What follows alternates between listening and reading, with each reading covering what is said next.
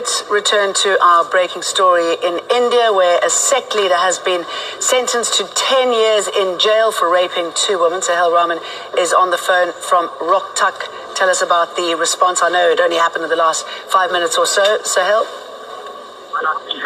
Yes, Jane. I'm positioned about 3 kilometres away with a huge media corps, a domestic Indian press waiting to hear what was being said in the specially convened courtroom in Rohtak jail. And word from our source inside does say that the sect leader, Gurmeet, Rahim Singh, has received 10 years in jail for being convicted for the 2 counts of rape on Friday in a case that lasted 15 years. At the moment, we're also hearing that he's refusing to leave the special courtroom that's been convened inside the jail. But we are waiting at the moment for his defence counsel to leave the jail and come and give a press conference to the awaiting media corps that's positioned, say, around about 3 kilometres away. There is a high level of security, and both paramilitary and police are keeping anyone and everyone away from the venue itself.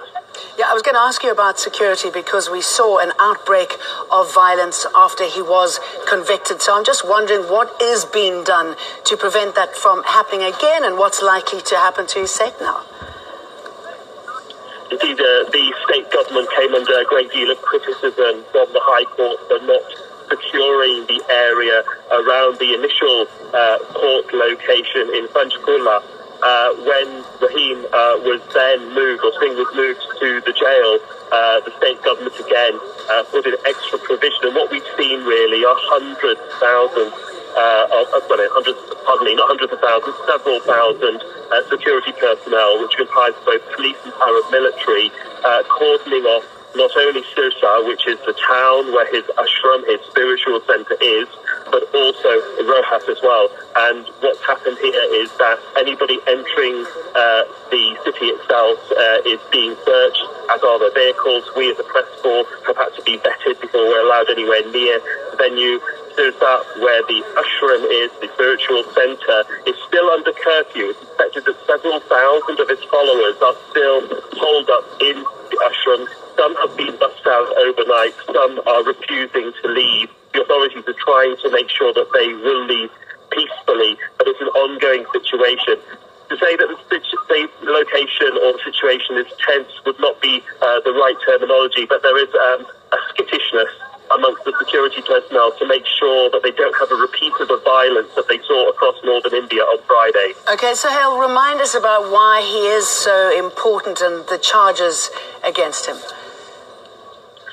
Well, this was a case that has been 15 years within the courts. It began with an investigation by a local journalist when 2 female spiritual supporters accused Singh of rape.